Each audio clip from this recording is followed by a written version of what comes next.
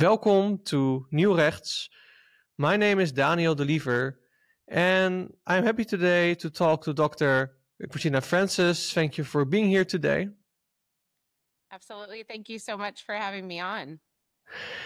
And for those that don't know you, you are the CEO of the American Association of Pro-Life Obstetricians and Gynecologists. And we are going to talk today about abortion, a very sensitive topic, but nonetheless an important topic. So before we actually get into the topic itself, maybe you can tell a little bit more about your background for all our listeners. Sure, absolutely. Well, I am in the US and am a practicing OBGYN. I've been in practice for about 20 years, and for the last 10 years or so have been working as an OBGYN hospitalist, which I don't know if there's something similar in the Netherlands, but here in the US, that means that I just take care of pregnant women in the hospital, either for routine deliveries or if they're being hospitalized for a high-risk condition of their pregnancy. So I do that, as well as you said, run the American Association of Pro-Life OBGYN. So we're a professional medical organization that consists of now close to 8,000 members, mostly here in the US. We do have some international members. And we represent not just OBGYNs, but medical professionals really of every specialty who desire to practice evidence-based medicine that is life-affirming, that supports the lives of both of our patients, both moms and their preborn children. That's great. I think we have kind of similar positions here in the Netherlands. So I do think that our listeners will be familiar with it. But I'm quite curious, how did you actually get active, if you can say that, in this pro-life movement? Yeah, absolutely. Well, so I was raised in a home that was pro-life. So I always considered myself pro-life from the time I was very young. But I don't think that I ever honestly thought that much about it. And even through the beginning of my medical training, probably the most I really thought about it was when I decided to go into the field of OBGYN. Of course, I knew that I was not going to do abortions, and so did have some conversations with some of my colleagues about that at the time of my training, but honestly never was really challenged all that much in my pro-life position. And really, if I had been challenged at the time, I don't know how good of a job I would have done of defending my pro-life position, to be fully honest. And so I had planned on practicing medical missions for the rest of my life. I was working at a mission hospital in rural Kenya and came back to the US to finish up some board certification exams and things like that that we have to do here. And I was challenged by a good friend of mine who had gotten activated a little bit more on the pro-life issue through her church. And she called me one day and she said, "Christina, you're a woman and you're an OBGYN and you're a Christian and you say that you're pro-life, but I don't think that you're doing enough. And I think you need to be doing more." And I've always said since then that everybody should have a friend like that in their life who challenges them. And my initial response was, no, I'm happy doing what I'm doing, and I'm going to keep doing that, and I'll just continue to say that I'm pro-life. But she encouraged me to listen to a really wonderful pro-life apologist who makes an amazing case for life without relying on religion, without relying on the Bible, but purely coming at it from a philosophical and scientific standpoint. And that was a defense of the life position that I had never heard before. And it really made me start to think about the issue in a much deeper way. And then through a series of events in my life, I just was really challenged that this truly is the greatest social injustice that we face in our culture right now, not just here in the US, but of course around the globe. As we know that thousands of innocent children's lives are ended through abortion each and every day, and really and truly started to see it as what it is, which is a human rights issue. You know, we have this entire segment of our society who are discriminated against and exterminated simply because they're younger and less developed than us. And so when I started to see it through that lens, I realized that I was in a pretty unique position being an OBGYN and being a woman, even though men can certainly speak to this issue as well. But I realized that, if I stayed silent in this, I would be in the same sort of category as people throughout history who have stayed silent in the face of true injustice, and that I needed to learn more and speak up more about this issue. It's a great answer. And yes, I do think we all need a friend who can call us out when we can do more. But as I already said to you before we actually started this interview, is in the Netherlands, it's almost like a non-issue.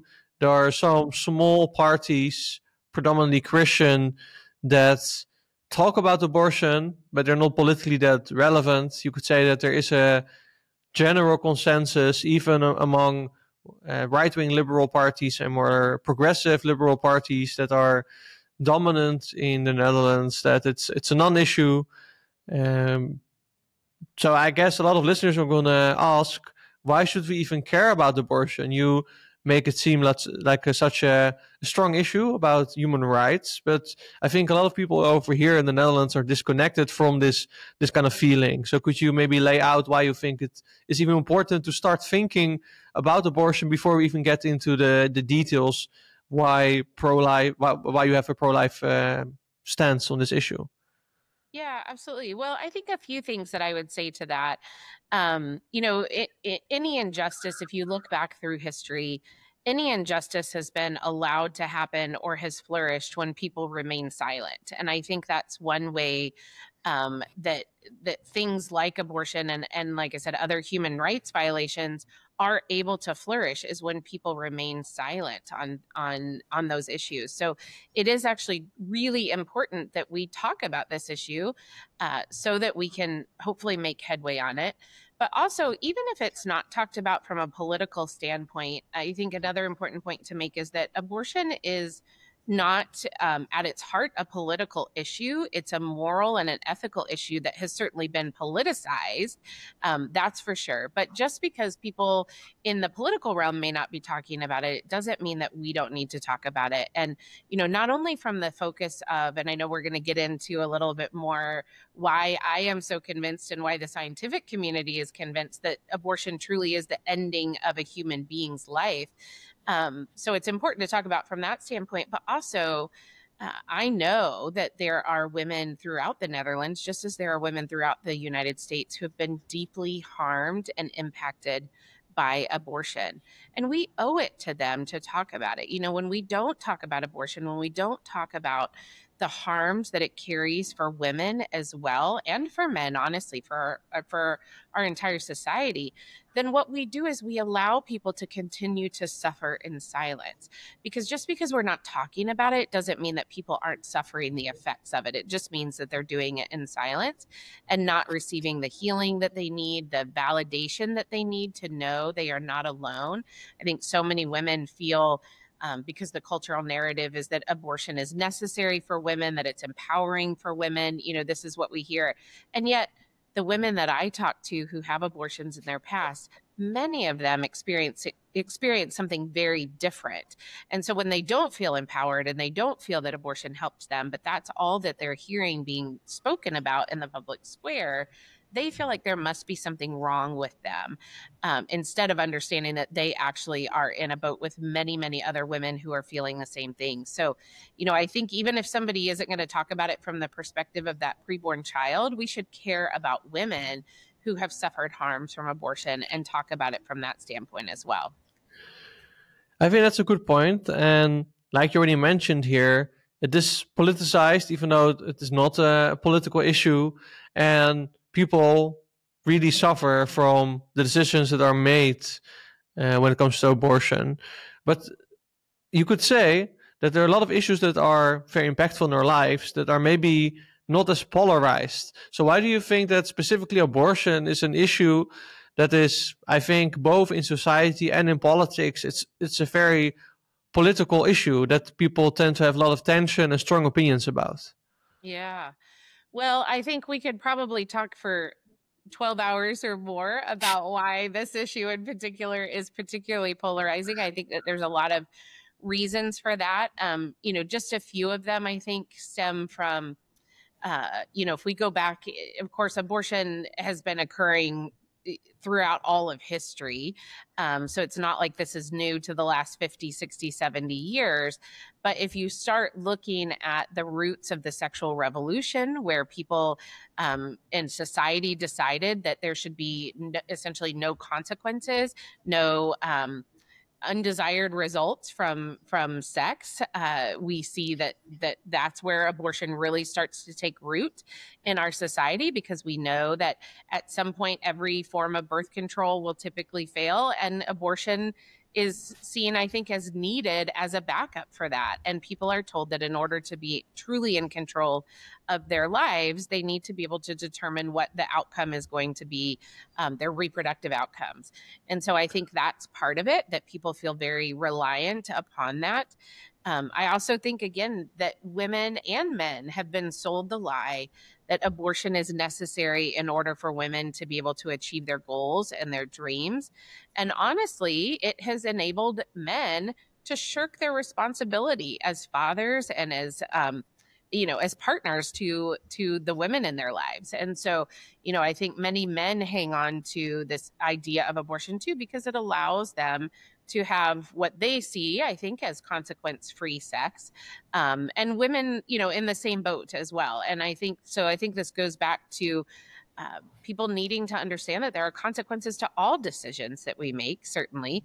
And when that consequence involves a new human being, certainly we need to then place special consideration on how we respond to those things that happen. So I think that there's a variety of issues at play here of why people hang so tightly onto abortion, but also because abortion has been sold as a human right for women.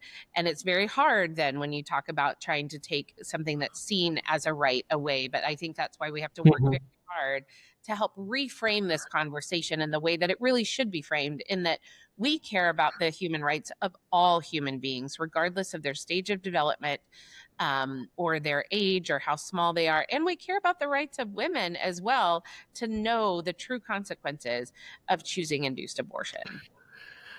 Yeah, it's good when you talk about caring about all people's rights. I think one of the things that you hear a lot about this debate, which is not even an argument almost, but it's more of semantics that's going on. You see a lot in the pro-choice movement, my body, my choice.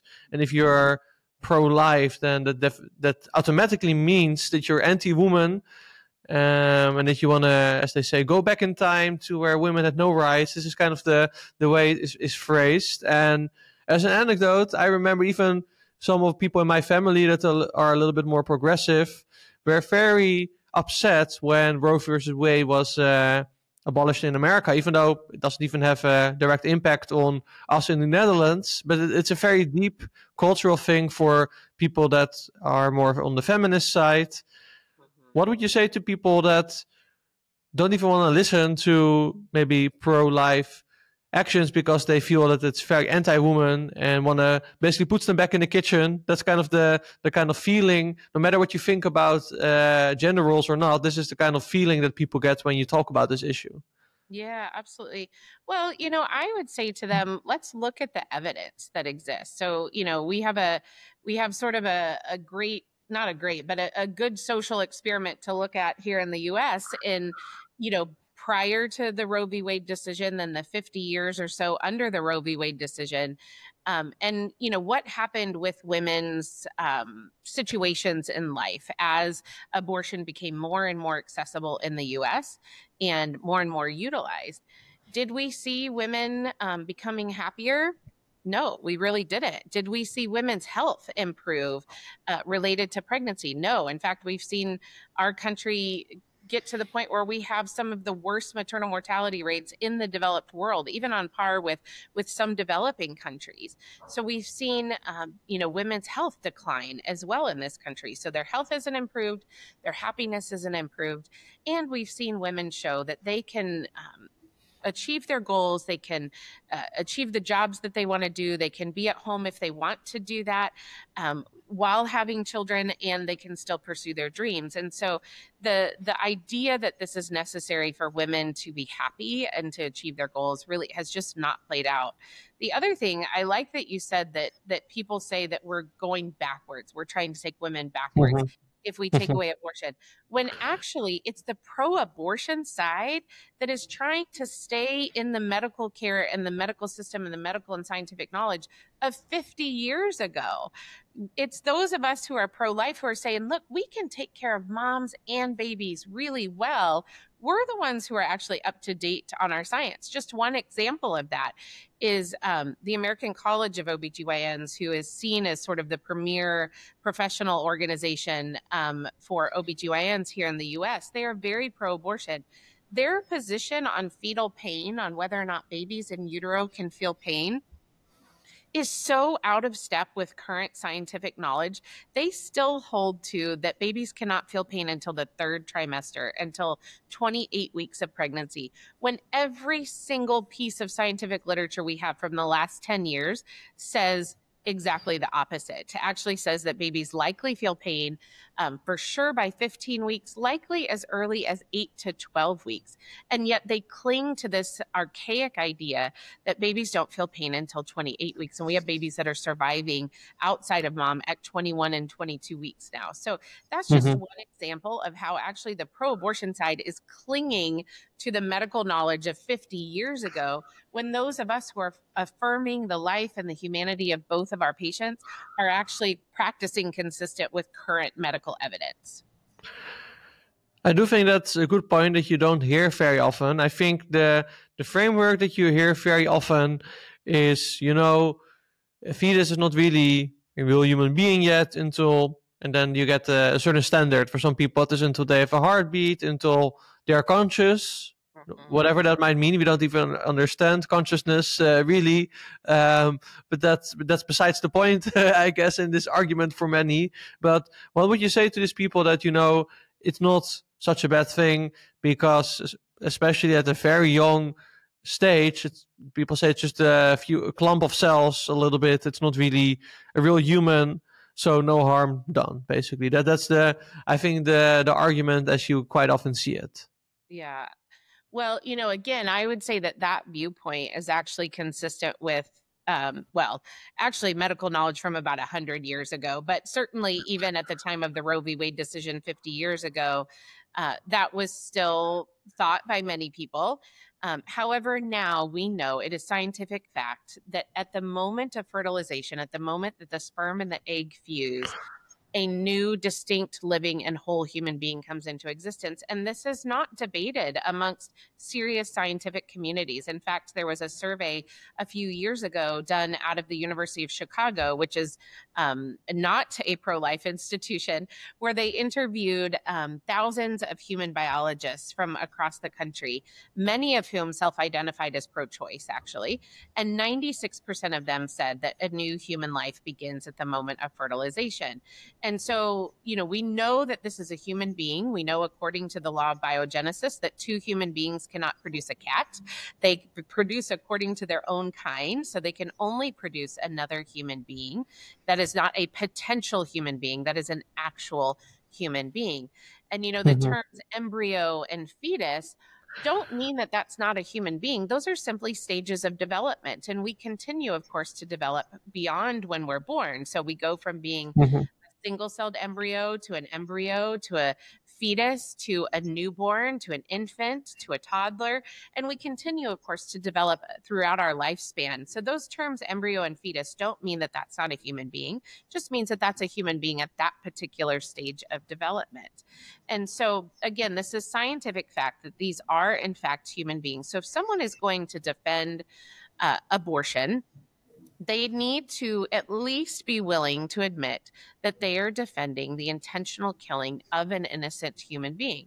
Now, beyond that, they might make an argument of why that's okay, but I think that people need to be intellectually honest if they are defending abortion, that this is, in fact, a human being living from the moment of fertilization, going through their own self-directed development. Just because they might be a few cells big doesn't mean that they are not a human being of infinite worth and value, the same as you or I who are sitting here.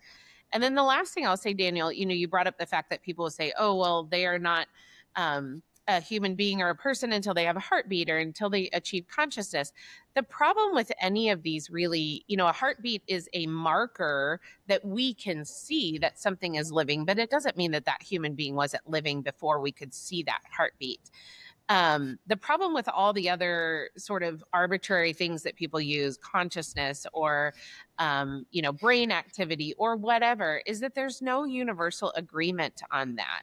And so then so who's deciding what makes a person valuable or worth saving or worth living? And what is it? If it's consciousness, well, what happens when we lose consciousness, even as born human beings? If it's our consciousness that determines our personhood and our value and worth, then I certainly would never want to go under anesthesia, because at that point I am not conscious at all.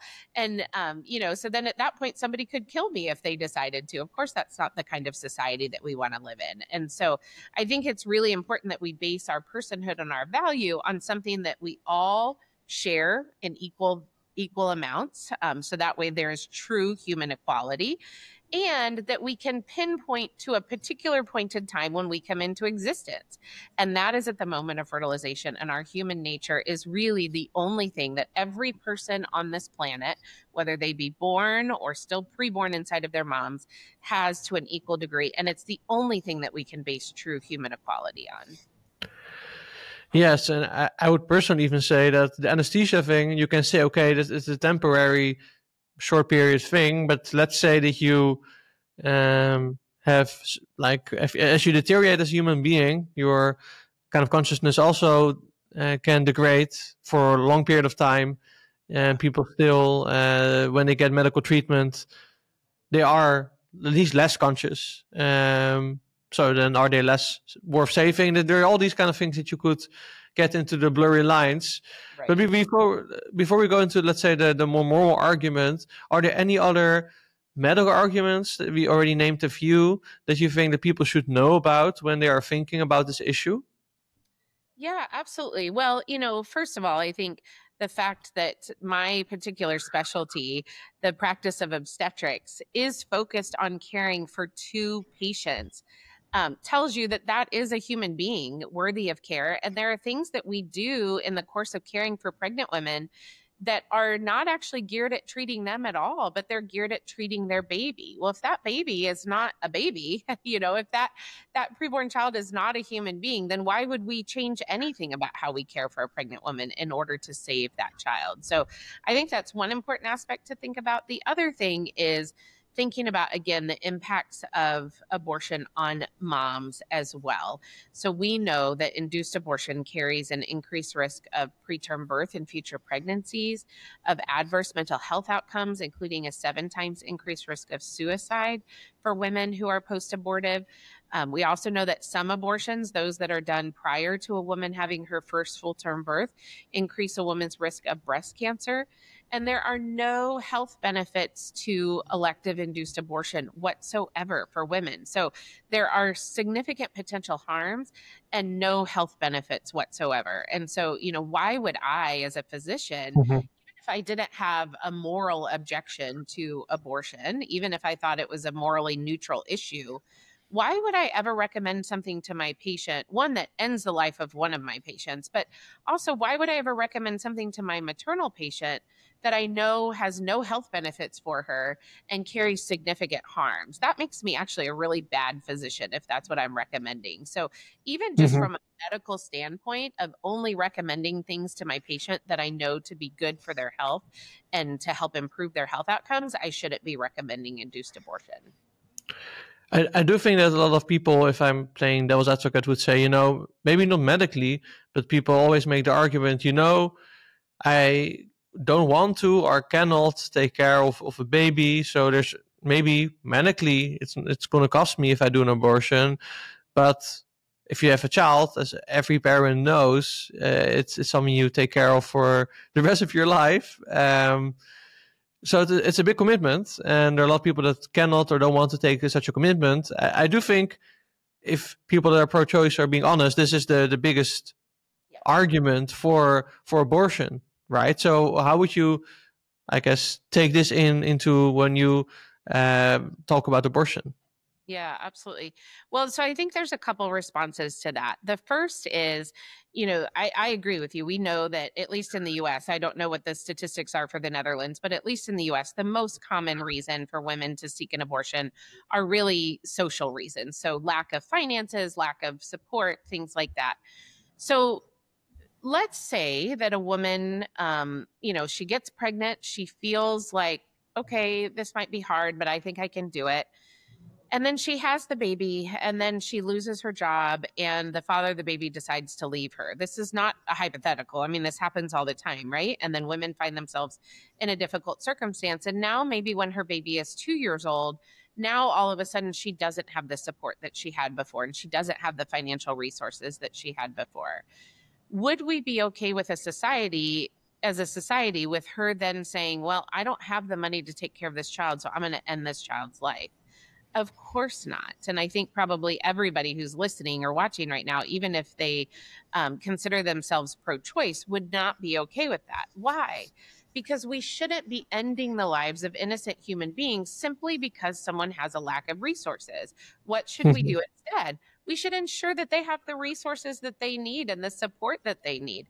It's the exact same issue with a preborn human being. In fact, they are even more vulnerable because they can't be maybe placed in a temporary foster care situation or placed for adoption or something like that, like a born child could be. They are completely dependent on their mother for their survival. And so instead of telling women that their only option, if they don't have the resources and the support that they need, is to end the life of their child, not only is morally wrong because we're ending the life of an innocent human being, but that's so demeaning to women to say you don't deserve that support. Instead, you need to make the choice to end the life of your child. So that's one way that I would respond, is that we need to think of this in the same way that we think about women and families who are facing a lack of support and resources after their children are born, that we need to approach that in the same way. The other thing I would say is that as a physician, as a profession, we are held to a higher standard. So it is not my job to fix my patient's social problems. It is my job to ensure that my patients receive the best healthcare possible and the best treatments or interventions that are going to improve their health. And in fact, that's why Hippocrates, over 2,000 years ago, and his followers wrote the Hippocratic Oath, which really has informed medical ethics. They recognized abortion was actually a very common practice, abortion and euthanasia in that day. And it was being done by healers or those that were supposed to be part of, a medical profession. Hippocrates and his followers saw there's a need for this profession of medicine to be set apart. Intentional death should never be a part of medicine because the purpose of medicine is health, healing, and wholeness. And so while abortion, in fact, I've heard reports that Hippocrates actually supported a woman's right to seek an abortion, but he just said that shouldn't be a part of medicine. Somebody else should be doing that. Now, of course, I don't agree with Hippocrates on that, but I agree with his vision that intentional killing, whether that be of a preborn child or of a person who's sick or elderly, that has no place in the practice of medicine. And we need to work very hard to keep that out of medicine. So if a patient comes to me, let's say on another issue, let's say a patient comes to me and says, doctor, I know that my weight is very normal. I know that I'm in the normal weight range, but I don't see myself, or I don't feel like I'm in a normal weight range. So let's say, they have an eating disorder and they say, now, I know that medically it might cost me for you to give me one of these weight loss drugs, but that's really what I need in order to be successful in life. You could and you should sue me for medical malpractice if I put a patient who's in a normal weight range or underweight on a weight loss drug simply because she says that that's what she needs to be happy in life. No, that's not my job as a physician. My job is to protect her health. And we really need to start looking at abortion in much the same way, and that it is not our job to give our patients whatever they are asking for because they see it maybe as fixing a social problem. Instead, we should come alongside, help ensure that they have the resources that they need from other sources, but also only recommend to them that which we know to be good for their health. Mhm. Yes, I do think, like, I will say I'm personally biased because I am also already pro-life. So just for all our viewers, that's just the case. You always have to admit your own bias here. Do you think that there are any other, maybe moral, ethical, or legal reasons why people should be persuaded to be more pro-life? You already talked about quite a few of them, but do you think that there are more crucial, fundamental ones that we need to discuss? Yeah, well, I think that there's a few things. First of all, if someone truly believes in human equality, then we should believe that all humans, regardless of their age, regardless of their size, of their socioeconomic status, are equal, and that we all are deserving of fundamental rights that again every human being is entitled to simply by the fact of being a human being, and one of those is a right to life.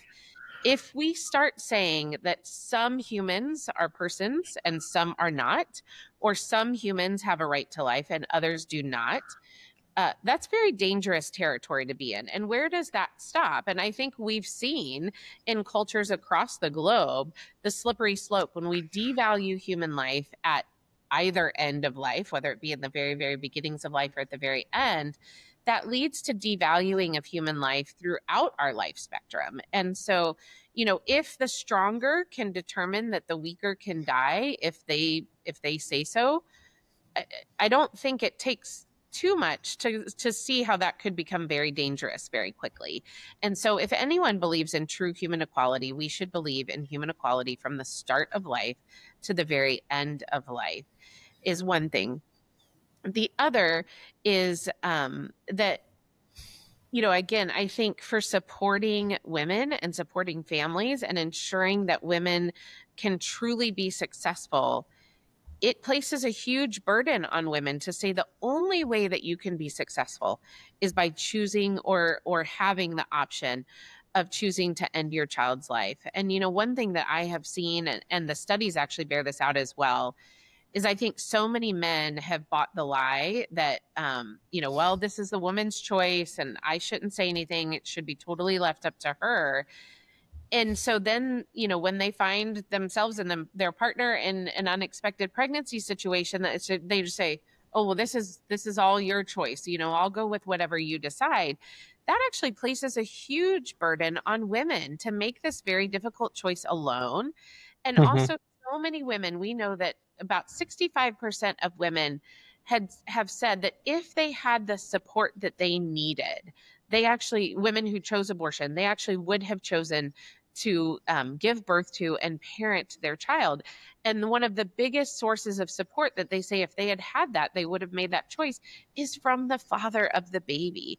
And so I think it's really important for men to understand that most women want the support of the father. And if they have that, they would love to give birth to and parent their children.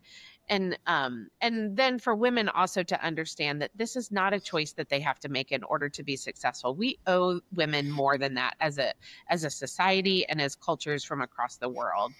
And then the last thing, of course, I'm not an attorney, but I would say that if from a legal standpoint, if we truly are about human rights and about protecting the legal rights of all human beings, then that protection should start when a human being comes into existence, which of course is the moment of fertilization. Yes, I do think I think we have a lot of good points. I would say something that I'm sure a lot of people are thinking at home is, when you hear the abortion issue and people that are pro-life, very often you hear, that's just a religious issue for religious fanatical people. You hear mostly Christians talking about abortion. I think that's in the Netherlands. I also assume, from what I get, that's also in the United States. So, especially in the Netherlands, we have a very secular country where most people are not religious. What would you say to people that maybe associate this whole discussion, especially from the pro-life point of view, with more religious and Christian people, and maybe they don't even identify with being religious? Sure.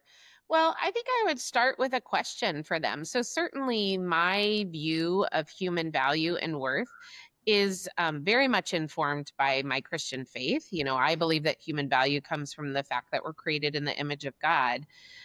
However, I know a lot of non-Christians. I know a lot of people who are agnostic or atheist who believe that human beings have a unique value and worth over other species, over animals, over insects, things like that. So I would start with a question and ask that person who says that this is a religious issue, do you believe that it is wrong to kill an innocent human being? I would assume that most people would say that it's wrong to kill an innocent Mhm. human being. So why do you think that it's wrong to kill an innocent human being? Now, I'm putting words in people's mouths right now, but based on conversations I've had in the past, well, because human beings have protections. I assume that people who are opposed to the killing of human beings are not opposed necessarily to killing an ant. So I think most people recognize that there's a difference there. There's a moral and ethical difference.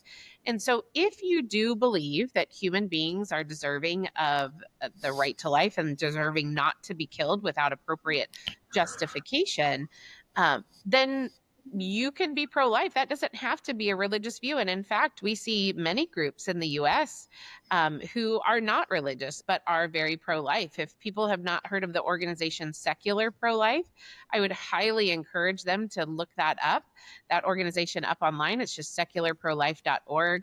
Monica Snyder, who's the head of the organization, is an atheist, and she is extremely pro-life and approaches it from a human rights perspective to say that we all have rights, we all have value and worth, and we should protect the rights of all human beings. So this is not purely a religious issue. Certainly, my personal position is informed by my faith, but I can make an argument to defend the pro-life position without bringing religion into it, and I can make that with somebody of no faith background or any faith background. And in fact, we also see from other faith backgrounds, most Muslims are also pro-life. They recognize the value of that human being inside the womb, and many other religious backgrounds also affirm the rights of preborn children. So while it often is spun as a religious issue, at its heart, it is a human rights issue.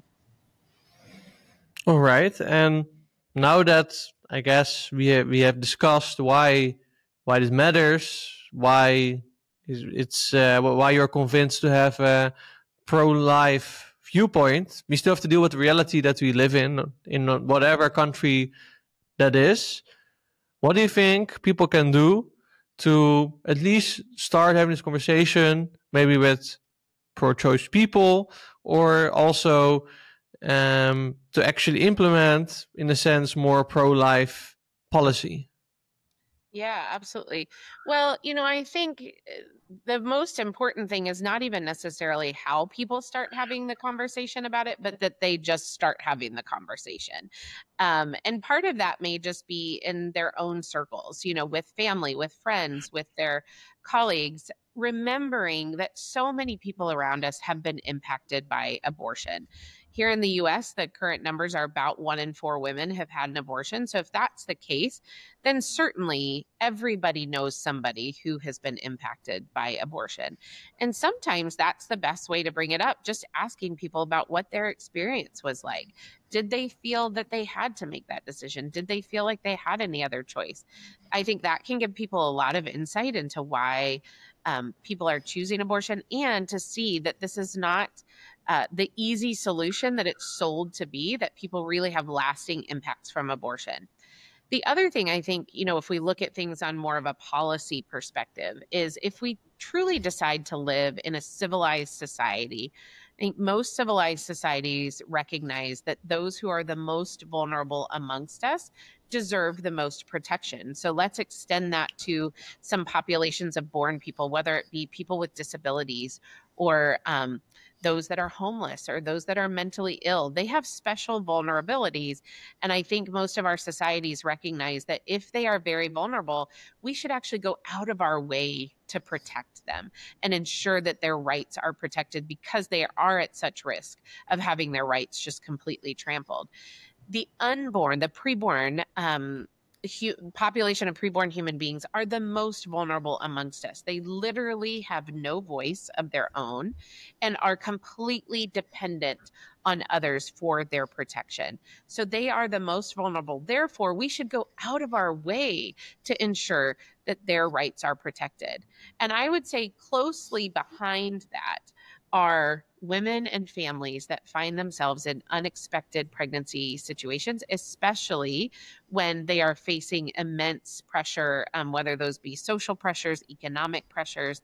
So they also are a vulnerable population, and we should ensure that their rights not to be forced to end the life of their children. And I would argue that when we set up a culture that says that your only true way out if you are facing a difficult situation and you're pregnant is to end the life of your child, even though someone may not be, holding a gun to their head and forcing them to get an abortion, that is coercion into abortion.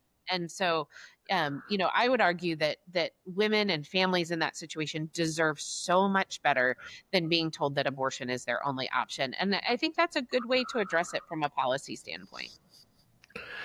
Thank you so much. I think that it's good that we had this discussion. I hope it was informative for people that are pro-life and pro-choice to have this discussion.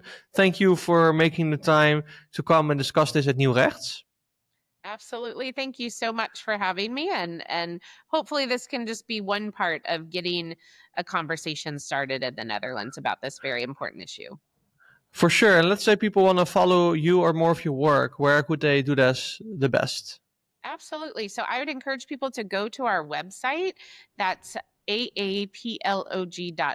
On our website under resources, we have really all of the medical information that supports the pro-life position, that talks about the harms of abortion to women, and a lot of good videos and that people can watch to get more informed. We also have a weekly podcast called Caring for Both that is on all of the major podcast platforms. It's on YouTube as well, where we talk about medical aspects of abortion. And so that can be really helpful. And then you can follow us on Facebook, Instagram, LinkedIn, and X as well. So, yeah. Thank you very much. And of course, also thanks to our listeners for watching this. If you want to make these kind of conversations possible, please consider subscribing at nieuwrechts.nl, and see you in the next one.